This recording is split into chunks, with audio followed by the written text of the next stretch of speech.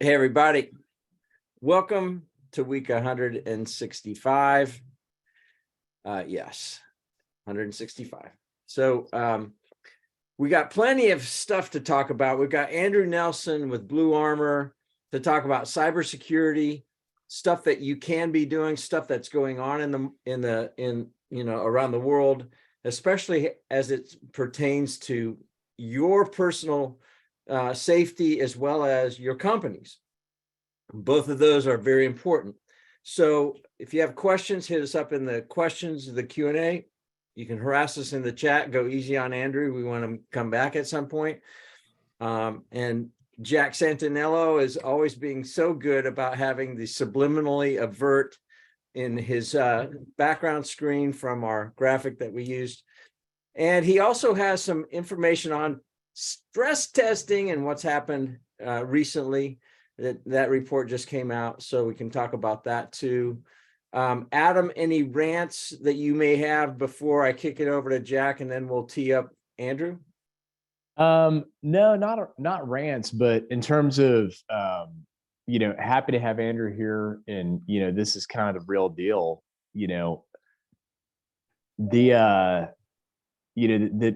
I would say on any given year within the BGW client family, we have that we know of, because I mean there's other stuff other times we don't know of.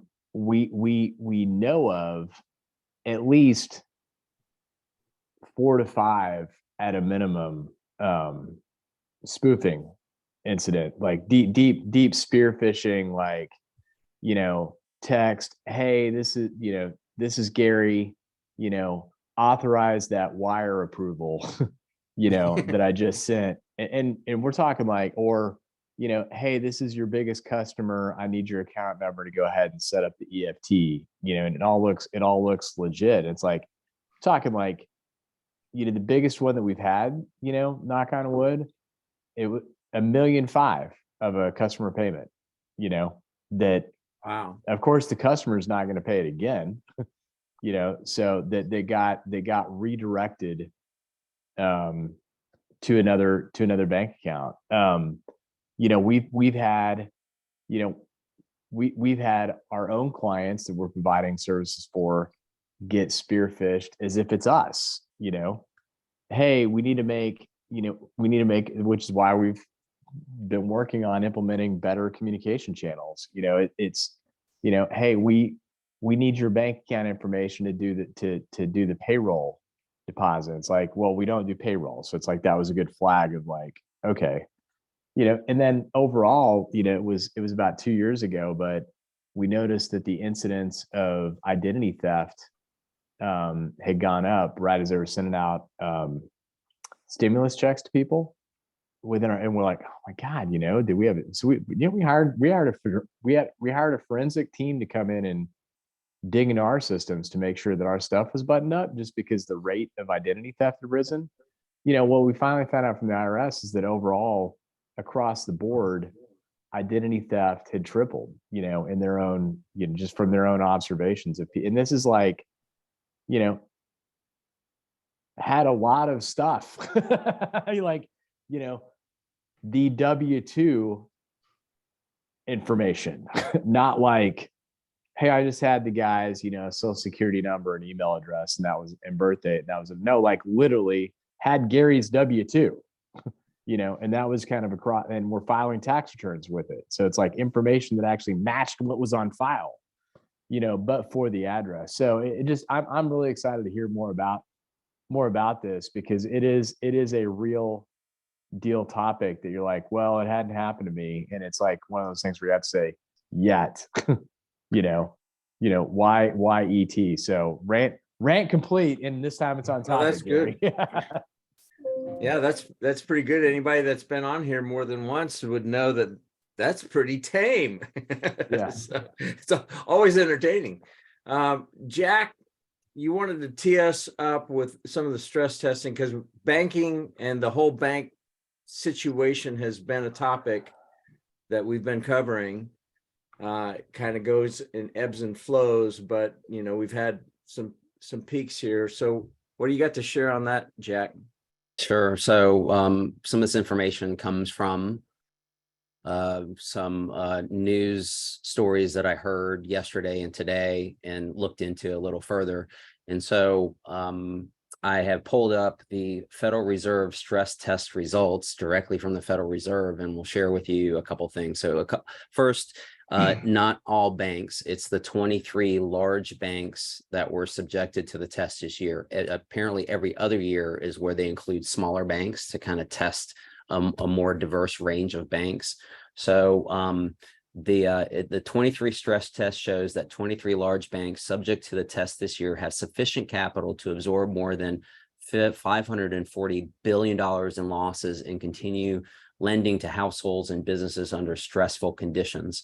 And so one of the speakers in this one of these reports, either yesterday or this morning, was saying, okay, so that's basically the test, which is, okay, put a worst case scenario, rise in unemployment to extraordinary levels, and all these other factors that go in.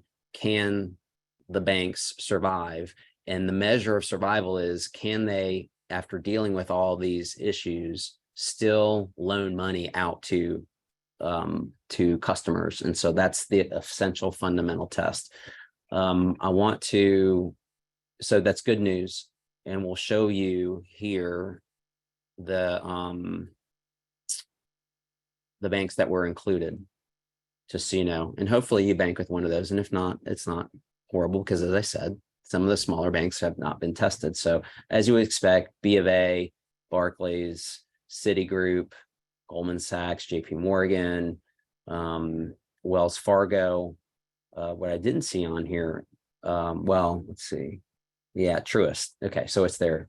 So just to give you a snapshot of the banks, and then risk-based categories. So, I mean, this report is 58 pages long. So it goes into there is diversification. So it's not just based upon that they are, I mean, they are the largest ones, but there is diversification of data, meaning, as you see, there's categories that deal with how they are set up and what their portfolios are. So there's, within the 23, there's diversification of situation of the banks. So that way you get a better picture as to what the issues may or may not be.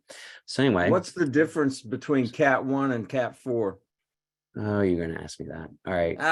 Come I on, don't know. You're the attorney. Come on, man. No. All right. With expert Googling. It's in, I'm sure it's in here. Let's see. All right. I'll figure it out. And yeah, okay, I mean, that's cool. probably, yeah. All right. Sorry. I didn't know if it was just, risk levels or just portfolio kind of mixed differences. I didn't know. I'll find the answer and randomly throw it into the All right. So lean back a little bit to just. Oh, yeah. Now you got to talk. Okay. So the subliminally overt. So everybody focus their eyeballs there. Even when I'm covering it up, know that it's there. Okay.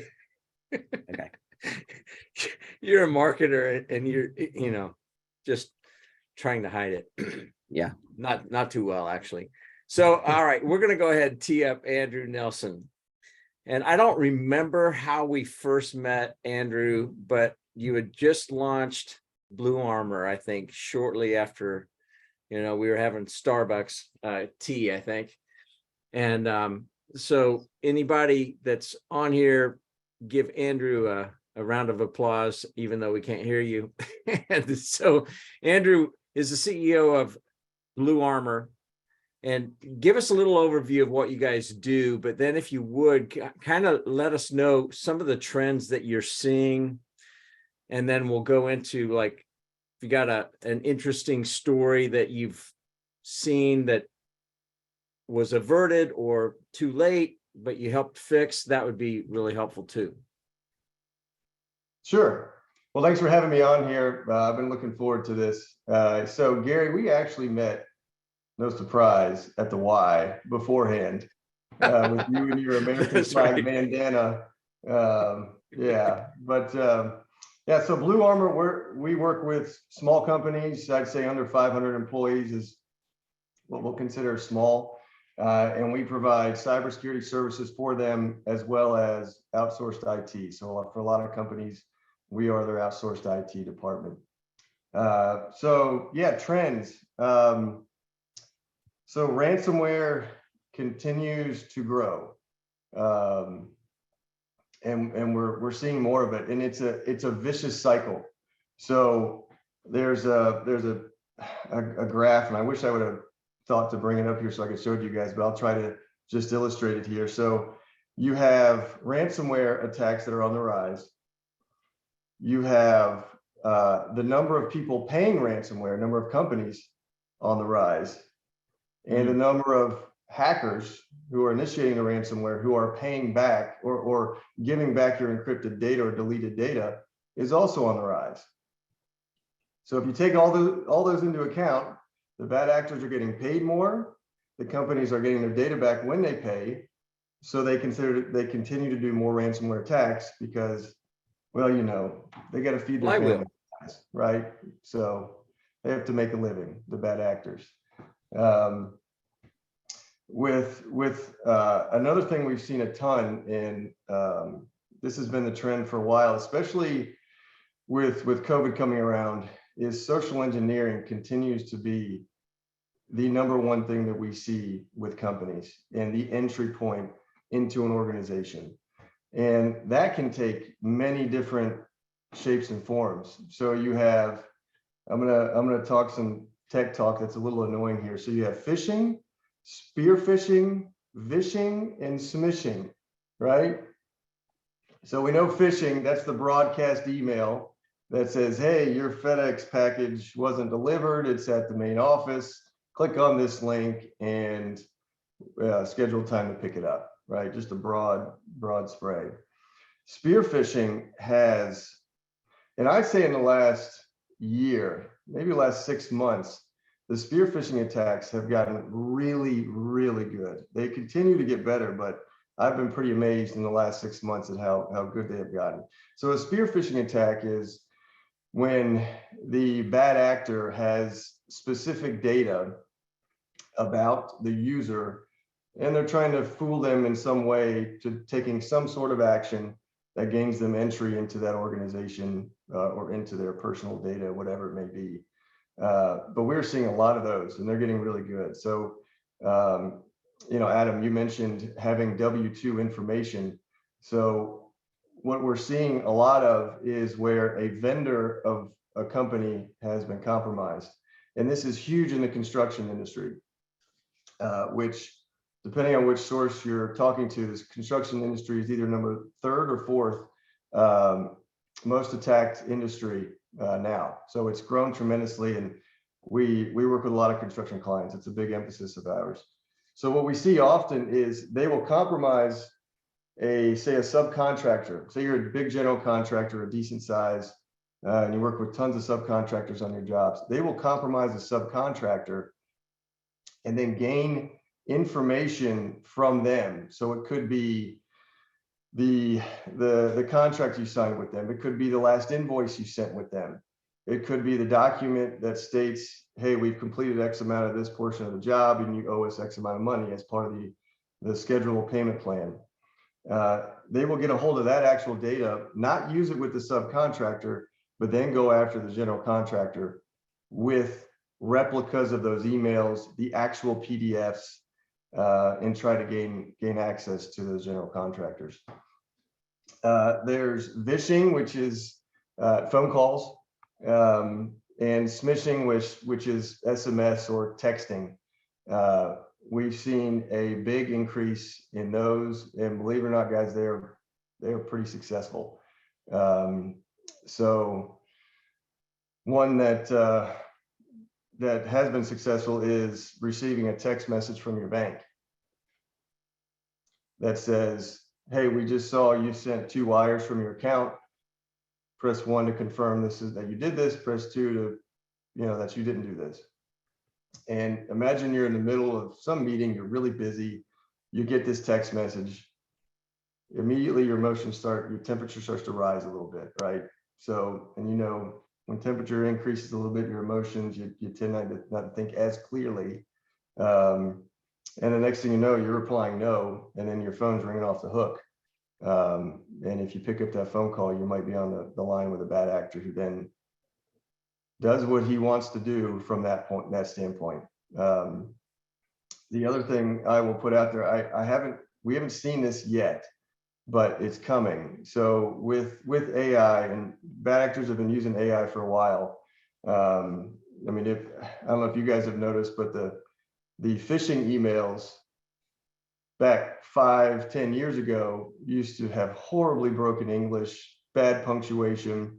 You still get some of those, but I haven't seen nearly as many.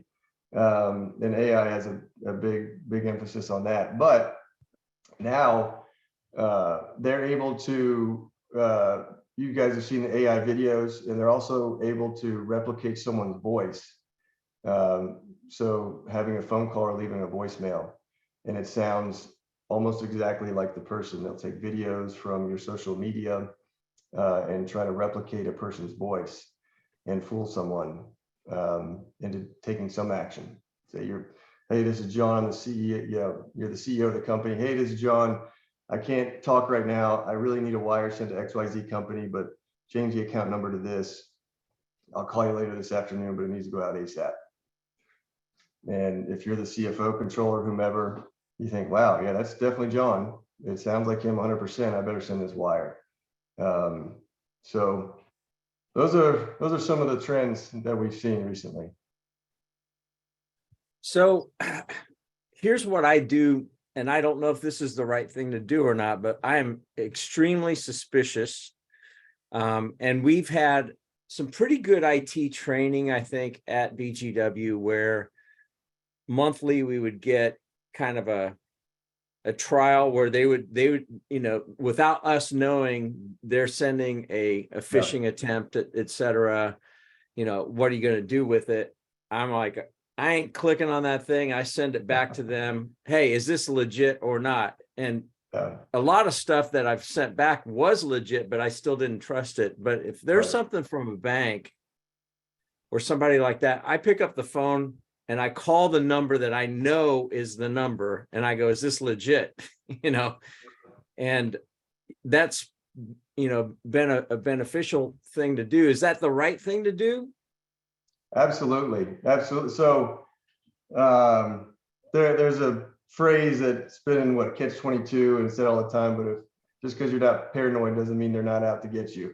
So in any scenario where you're talking to an individual or see an email or anything that somehow involves sensitive information, money, anything that's not widely public information, it's not very difficult to say, hey, listen, I understand you want XYZ information, but I'm going to have to call you back.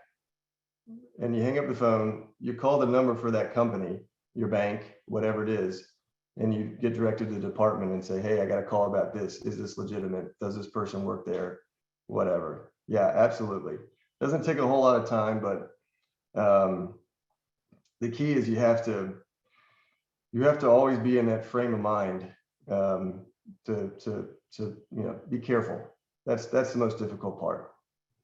Let's talk about ransomware, because you said construction's a big one. We've got a lot of contractors, subcontractors, and general contractors as well, manufacturing as well. And one of the things that I was really extremely surprised by, I was in a manufacturing company to do a turnaround. This was in 2012, 2013, 2014. And we were just a small company. We were, under $50 million in annual billings. And we had some antiquated systems, and we had our own IT, we had our own servers, we had all of that. And yet, the IT guy, I was always seeing, like, firewall was always trying to be penetrated for some reason, Walton Hills, Ohio, why in the world? Well, they got hit. I found out a year ago, they got hit the first time with ransomware is like $100,000. They Yeah. paid it. And then within weeks, $1.5 million. And they Yeah. shut them down. And the problem is not only did they shut down their manufacturing lines, we did just-in-time deliveries to the window manufacturers because we did the glass sandwiches, insulating glass units. And the ripple effect was tremendously bad, awful, awful. And so they hit a weak link in the larger chain, which is kind of like what you're talking about with the subcontractors. In some ways, we were a subcontractor because we made a critical component for the window, the glass part, and the sandwich of it. What can you do? Like, let's talk about preventing that. Yeah. But then let's also talk about, oh crap, we got the screen of death. And, what do you do? Because what do you do? Well, it all goes back towards how well are you prepared to detect an attack of some sort, hopefully prevent it, and then the latter part is recover from it. So there's I don't want to get too technical on the talk, so that's why I'm pausing a little bit here. But for the prevention part, the key to cybersecurity is having multiple layers of protection. So there's some statistics I've compiled over the last 3 or 4 years for smaller companies, again, under 500 employees, and looking at the source of a cyber attack. And when you look at those statistics, it comes down to 2 main factors. Number 1 is email. Number 2 is the human, right? So just looking at that alone, number 1, okay, I need a very robust email security plan. It needs to have a properly functioning email filtering tool.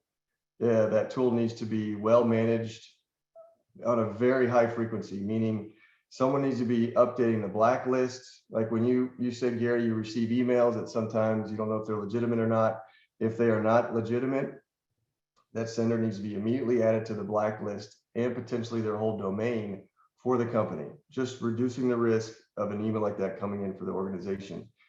I need to fine tune the spam filters. You got to have an email backup solution in place as well. In case your email is encrypted and stolen. So there's things you can do for email security. But the good news about the human is humans are really easy to control, right? Very easy control. Anybody here have kids? How easy to control kids? Yeah, not easy. So ask my wife, she may differ, but yeah. So what's critical for that is how do we educate the human? People are always going to work in our companies, and that's a good thing, but we have to educate them so they are aware of the attacks that are coming. They have information on what information the bad actors might have about them to help. You're just looking for that antenna to fly up on their head when they see something. So what you mentioned, Gary, is a good approach. It's good to have, in our experience, as human beings, we have to see things often and frequently for them to become more of a habit, right? You didn't become a home run hitter by practicing one day and that's it. It took daily practice to build those habits and muscle skills and hand-eye coordination. Same with cybersecurity. At least monthly interactive videos sent to employees where they have to go through the process. And if, with a little quiz at the end and they don't pass, they have to do it again and learn it. Having the phishing simulation you mentioned, Gary. So that's another touch point. It's another high frequency. It's a test. And it's not a gotcha, here, oh, you clicked on it, we're going to make fun of you. But it's more of a, hey, this is a learning opportunity. I'm glad you clicked on it because that's not a real one. Let's talk about that email and what you saw and what you didn't see, and how to catch a real one down the road. Also, doing periodic live training with your employees is really effective, because you get your employees in one room, you're talking about systems that are specific to your organization, and hopefully the person leading the event also has some information and data about your company that they've seen over the last 6 months or so on areas where you guys are more vulnerable and where people need more education. So having some of that customized training is also important. But I would say the number one most important thing regarding the human, and maybe cybersecurity as a whole, is creating a culture that recognizes and is active in seeking out and finding cybersecurity threats. So I've talked to a lot of business owners, seen a ton of companies, and in my experience, if I go into a company where the business owner says, you know what, we just got some investment from a private equity firm, I don't really consider cybersecurity. It's like, we haven't been hit yet, whatever, not that big of a deal. But they're making us do this. So yeah, if you'll implement your services, and we'll go from there. My experience, that company is a much greater risk than when you meet a business leader who says, yeah, we haven't been hit, maybe we've had some small ones, but yeah, there's some friends of mine, and man, they were really trounced, and it was terrible, and it was miserable for them. And this is real for us, and we want to take it seriously. And it's your management team then brings it down to their direct reports, and you create this culture of, hey, wait, what email did you receive, and what did they ask you to do? And yeah, so I think having a culture is critical. And that's talking specifically about how do you protect your organization, really, when it comes to more ransomware type stuff. There's some technical stuff you can do in the background for sure. But again, the statistics say email and the human being is how they normally start the attack. So back directly to ransomware. In a ransom attack, typically you see a lot of manufacturers, like you mentioned, because often there's a system or two that controls, the widget creation process, whatever that may be. And you mentioned, you guys are about 50 million or a little under. That's what, $900 and something thousand a week. That's a pretty good amount of revenue, right? So put yourself in a bad actor's shoes. Okay, if I shut these guys down for a week, they're going to lose $900 something thousand. Okay, so I have a little bit of leverage that if I can accomplish that, then I can ask for a good amount of money from this company, and it'll be worth my while if I can get in there. And what data do they need? Well, they need to take down your widget producing process. There's an ERP, a manufacturing system, whatever it may be. Their goal is to get that information, delete it, encrypt it, cut off all access to it. And in the case you mentioned, they left a back door, and when they get the first small payment, they'll come right back and get another one. So what's critical is having the processes and systems in place up front, and making sure you have effective backups in those systems so that you can bring your systems back up and running as soon as possible. And a lot of steps that people miss in the backup process is you got to test it. It's critical to your business. You have to do live tests at least once a year. Run through a scenario where you guys have been hacked. You've lost all your data in your ERP, and you have to get it back up and running so you can go back and start producing widgets. Run through that. Write a process and a policy on how to do that internally. So when this scenario does happen, you say to yourself, okay, we're prepared. We can do this. And you follow the steps. All right, I'm going to go back. I want to do some follow-up, but Adam has raised his hand. Good for you, Adam. Yeah. So it's funny. It's just more of a comment that, has been sitting here, I've glanced over, looked at my inbox. I shouldn't be doing that. I should be a better person, but I'm going to own that I did. But relevant to this conversation, I had no idea about this, Andrew, but evidently the SEC was implementing a rule that was going to require companies that had been breached with cybersecurity incidents to file a disclosure statement within 4 days of the breach.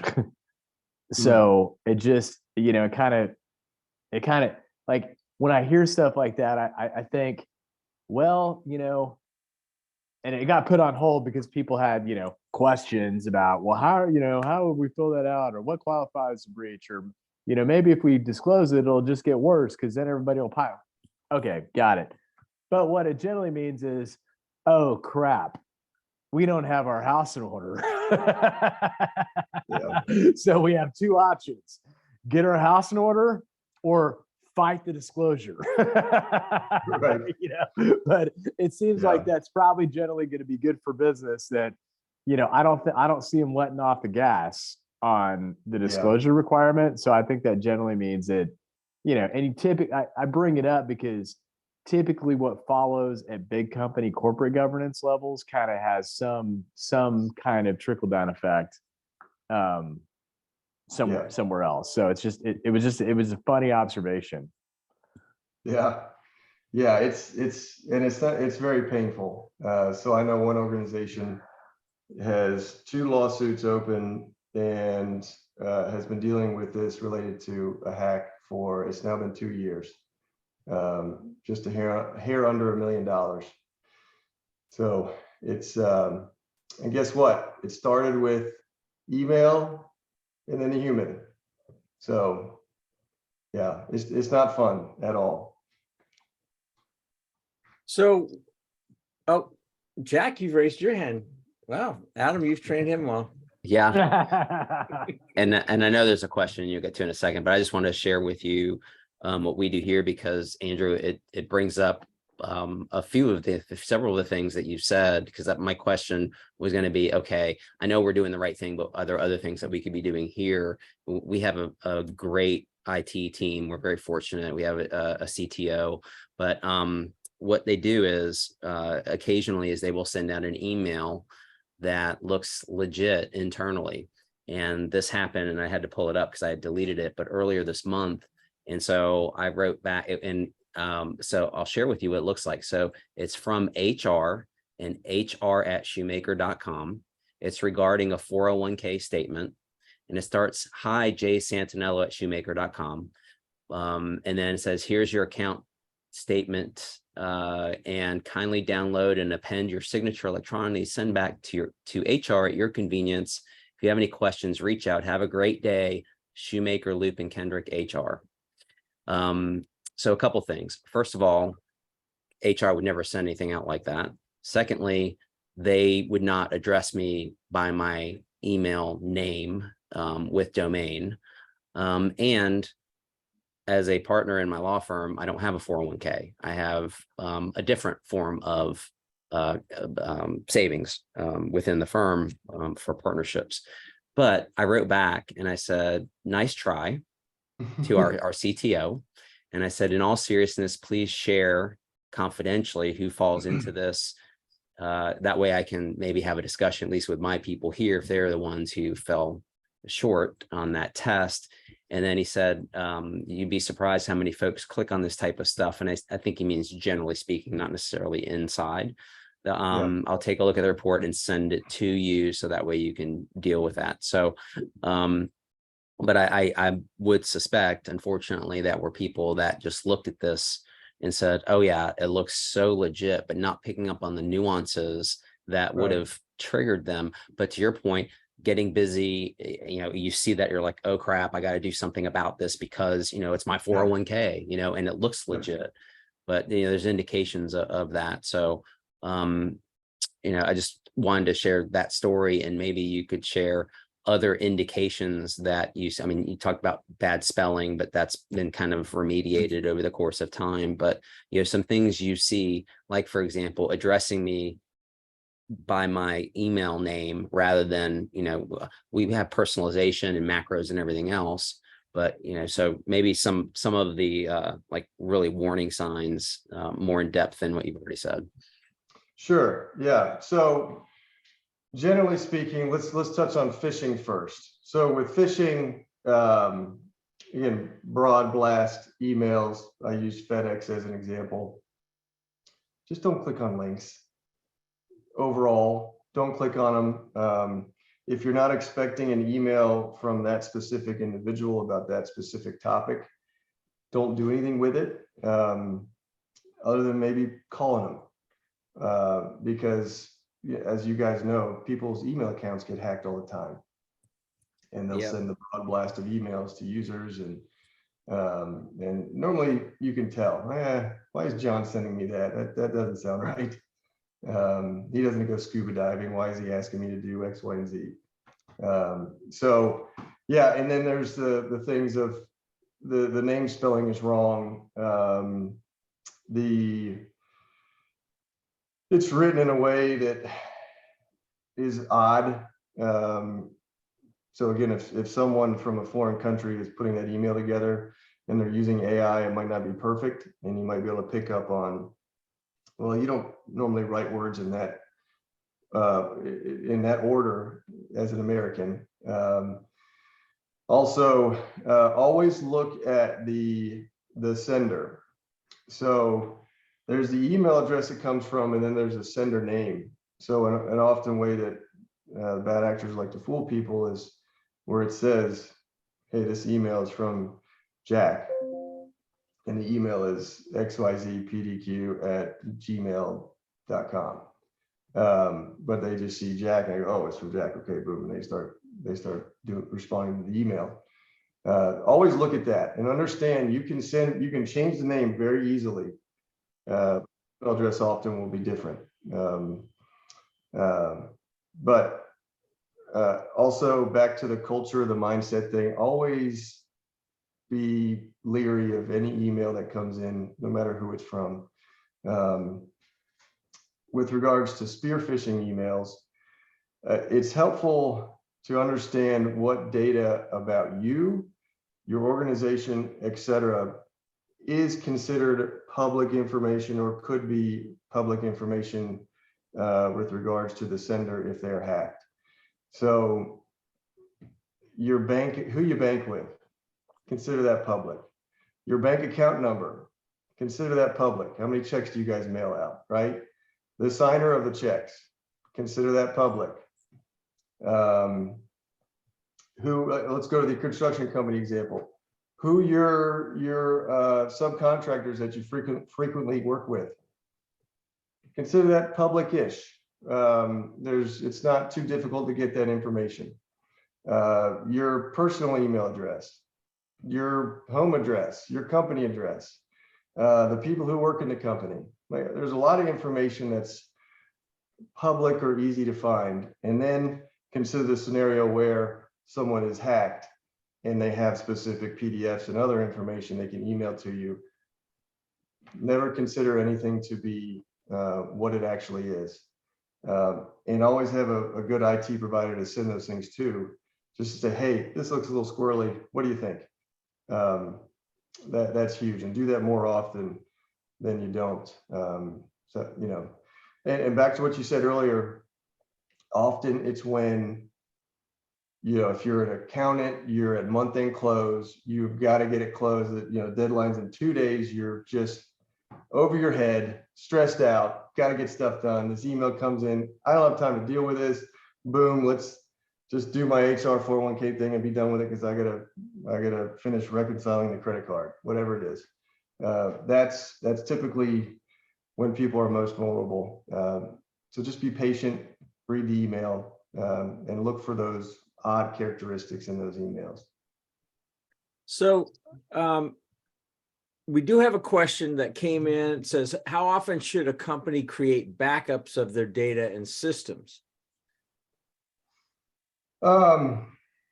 So I would say it depends. So there's RTO and RPO when you're looking at backups. And sorry, I think it froze there for a second. Can you hear me? Yeah, we hear you. Okay, good. Yeah. There's RTO and RPO when you're analyzing backups, or recovery point objective, recovery time objective. Recovery point objective is the point in time that you can back up to. So if you did weekly backups, the longest recovery point objective would be 7 days. Recovery time objective is how long then does it take me to get that backup loaded back up in our system so we are now back up and running. That's RTO, recovery time objective. When you add those both together, you have the total of time that you will be down if this system goes down. And so from an organizational standpoint, you have to figure that out. Hey, is it good for me to be down for 10 days if this system goes down? If it is, then I'll do a backup once a week. And that's how much money and time I'm going to invest in backups. If you need that system to be up and running within half a day, or the data, the RPO, within half a day, then you do it every half day. So it's really a discussion of what's the risk to your company if that system goes down for a week, and is it worth improving your backup solution or tools, et cetera, to get that a little bit tighter to maybe a day, maybe 24 hours, 48 hours, whatever it is. So I'm assuming the faster, the more expensive, as far as, or at least from a time standpoint, whatever is required to do that. We were laughing because you said it depends, and I'm like, that is a lawyer. It's evidently not relegated to just lawyers, but that's Jack's favorite response. Yeah, I have that cornered, so you're gonna have to say it differently next time, just so you know.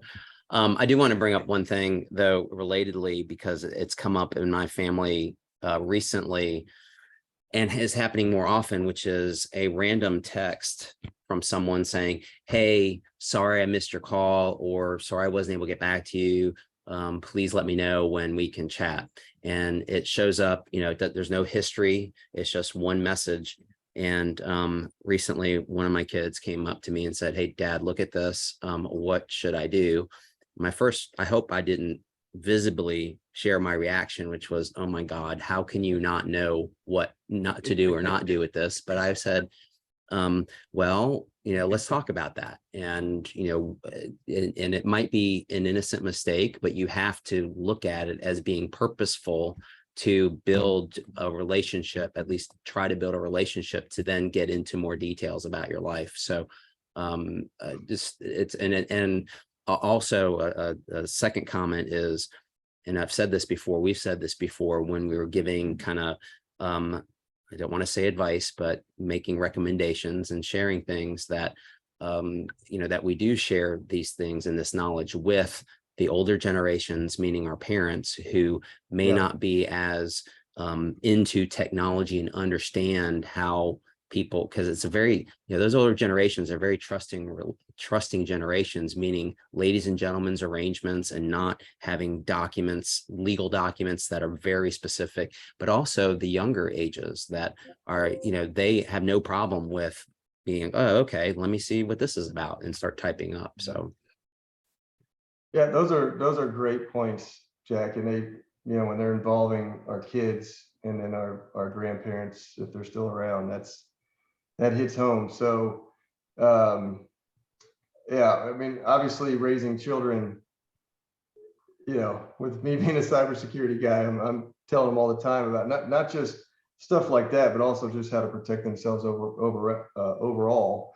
But yeah, I get tons of the texting stuff. And for me, all right, even if I don't have this person's contact and they do know me, whatever, they'll figure out a way to get in touch with me. I'm not going to respond. But yeah, a younger individual might not have that wherewithal. So that's a great point. Now, I want to make one comment on that. When your child came up and said, Dad, what should I do with this? You said, well, it depends first, probably. Jack already.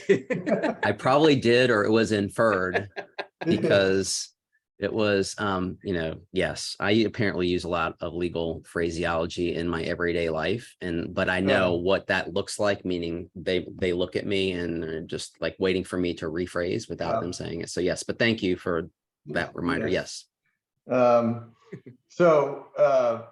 But with child sex trafficking, and I have 2 little girls, so this is, the sensitive topic for me. I mean, that's huge. There's predators all around there. I mean, and texting is one of tons of avenues where they can get in touch with your children. So that's definitely a big deal. A brief story on our grandparents. So when I was probably about 20, 21-ish, I got a call from my grandmother. She said, which she didn't call me often. They lived up in Wisconsin. I was down here in North Carolina. She said, Andrew? Yes, Grandma, what's going on? Are you okay? Fine, Grandma, everything's good. Are you sure? Yep, I'm sure. She goes, are you in prison? No, I'm not in jail, Grandma. She goes, okay. I just got a phone call from someone who sounded just like you, who said, I'm in jail. I need some money to post bail and get out of here. Will you send me X amount of dollars? So that's been going on for a long time. And it is important to educate the more tenured folks as well. Yeah. What would be Good. your advice to, if you were, let's say that I wanted to mess around with someone that called? I don't get many phone calls, but if I just wanted to take that random and just kind of waste their time for wasting my time and everyone else's time, what would be like kind of the best way? I mean, I would imagine that it's kind of like what I used to do occasionally on the phone when someone says, whatever it is that they're needing that is urgent, and I try to get them to give me information or about them, or share with me information that they know, they think they know about me, to validate whether it's a legit person. So how do you mess with people if you were so inclined to do that?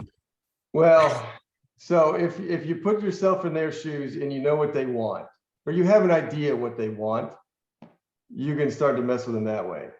Like, okay, like, hey, look, I just need to I don't know, let's just say they need your social security number, right? And they're giving some reason why. That would indirectly, 2 steps later, you'll give them the social security number. Then I'll often say, well, shouldn't I just give you my social? Wouldn't that make it easier? Well, sure, that'd be great. Yeah, okay, I'll do that. All right, I'm done. Goodbye. Or you could give them a wrong social security number. Don't do that, because somebody did that with my cell phone number about 10 years ago, and I've been getting oh no. I have been getting, so it's some guy in Florida. I've been getting real estate guys emailing me, hey, do you want to sell this property in whatever, Boca Raton, Florida? Please don't give false phone numbers or socials out there, because it's somebody's.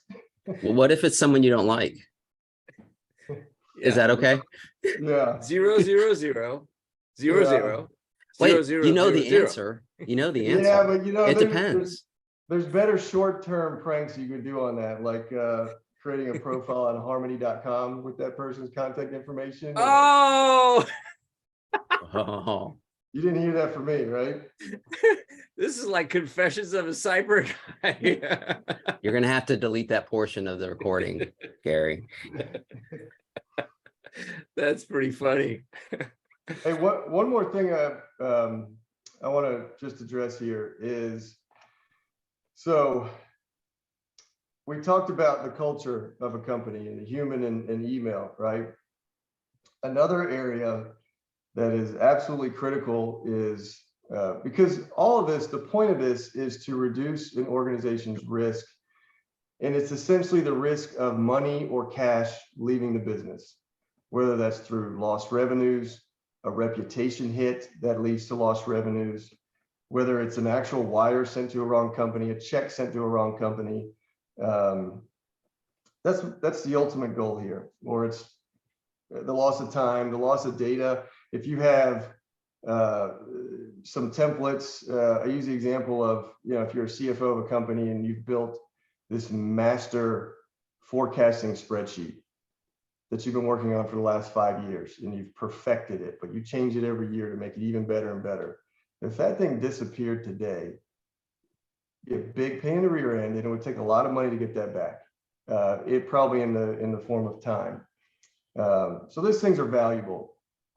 But if you think of the departments of a company, an accounting and finance department is a department where I recommend business owners put a lot of emphasis in training their staff and putting really good policies and procedures in place. So I know what you guys do at BGW. So if you've talked about this a ton in the past, please tell me to stop. But there's a few things that you can do that you guys are well aware of. Having segregation of duties, pretty standard that most people have learned about. But where that fails is where the reviewers, typically the CEO of some of those processes, will start to lose their discipline and won't take it as seriously as they did in the beginning. Like reviewing all of your bills when your accountant gets, or CFO, whoever gets your AP ready, review every bill in detail and assume it's entered incorrectly or it's fraudulent to an extent, obviously without driving your employees crazy, but do it every single time. Because this ties right back into what you guys spoke about last week. If not, and you talked about the fraud triangle, Jack, right? So the middle item in the fraud triangle was opportunity. So if you're not disciplined about those processes, you're increasing the opportunities. So be very disciplined in reviewing those bills. Make sure you sign every check and make sure they match the bills that you reviewed. Make sure that process is tight. Wires. 2 people have to be involved in sending a wire, or I highly recommend 2 people are involved. There's a lot of companies where that's not how their systems are set up. And often the assumption is, well, my controller sets up the wire and then I approve it. Have 2 people. 2 people have to approve it. Because, and I have seen it, where the CEO will approve a wire and either he or she didn't give it a lot of detail or a detailed look, or he's been compromised somehow, or it was a social engineering attack to get that approved.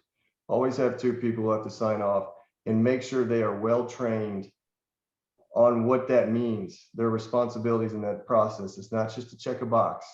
You got to look at that thing in detail. Make sure the wiring instructions, the account numbers and the routing numbers that are being used are the same that you sent the last few wires.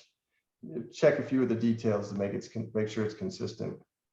Andrew, I can throw in something that we do here, and I don't know, it's probably a combination of requirements by our malpractice insurance carrier, maybe by the bar, North Carolina bar, and just good practices to begin with, which is any wire that goes out of here has that 2-step authentication process. So it's typically me telling my assistant to set it up. So I'm an authorized person, and then our controller here is ultimately the person who pushes the button and has control over those funds. And so that's the way we do it to make sure, and that just prior to the transfer, that there is a phone call to the recipient to say, okay, please confirm your wiring instructions. And it's not, please confirm 678, blah, blah, blah. Yeah. It is, tell me what your number is and let me see if it matches, kind of thing. So, I mean, those kind of safety features that we have here. And I would imagine that, business owners can do maybe not that extensive of a process because they probably maybe don't have the personnel, but there should be that double authentication process just to make sure, and also verification at the last minute or close to before the wire goes for authentication. I mean, there's been some deals that have been held up and maybe the transfer didn't happen until the next business day because we could not reach that person that we had to verify with. And no way are we going to launch money unless we get that. So. Yep. That is great. That's really good. Yep. Also, what's your process for changing the mailing address for checks for a company? Do you have a process internally? If you don't, I highly recommend putting one in place that has multiple people involved in verifying, like you just said, calling the company, hey, did your mailing address change for checks? What is the address? It's this. Okay. Have a process to go through where multiple people are involved in your company, so an accountant doesn't mistakenly change it and then a check goes out, and those checks still get deposited even if you have positive pay. So that's very critical. Make sure you have you're implementing the principle of least privilege in all systems in your organization. So make sure that not everybody needs admin access to various systems. What I see in smaller companies is the CEO often has admin access to almost nearly every system, yet he or she might only access one of them and need that privilege. So be aware of that, reduce that as low as you can go, and relegate everybody else to users. Because when you have that admin access, you can do everything you need in that system. You can delete people, you can lock the data down, you can delete it, whatever you want. So those are just some extra items to be aware of. Yeah, that's really good stuff. And I will tell you, two-factor authentication, it really works. Yeah. Because when Spectrum gave my cell phone away, my number away that I'd had for 20 years, I couldn't get into any of our systems for 2 weeks until I was able to MacGyver the CEO's email address. It was one of 7 combinations and I nailed it. And within 24 hours, it was fixed. But for 2 weeks, I couldn't get into any of our systems. Oh, yeah. And any of my stuff tied to two-factor authentication here, same way. So Yeah. just so you know. Well, we are coming up on the top of the hour. Last call for any questions from the gallery. We will put this up on the BGW CPA YouTube channel this afternoon. We are taking a week off next week because it's the 4th of July week. So everybody gets a break. Jack, you cool with that? I'm good with that. Thank you. I was going to ask for a break anyway, because I'm out of town, but thank you. Well, there you go. All right. BGW is officially shutting the doors for next week as one of our, what we call a thank you week to our employees. So kind of a cool thing. So anyway, Andrew, you did a great job. Thank you so much. If anybody needs, find him out on LinkedIn in particular. You'll find Andrew Nelson and BlueArmor. It's one word smushed together, right? Yep, that's Yep. right. All right, cool. Thank you so much. And we did get a thank you from Kirk. You betcha. Thanks for being on here. Guys, have a great rest of the week and great 4th of July week next week. Take care. Thank Thanks, you. guys. See y'all. Have a good All one. right, bye-bye.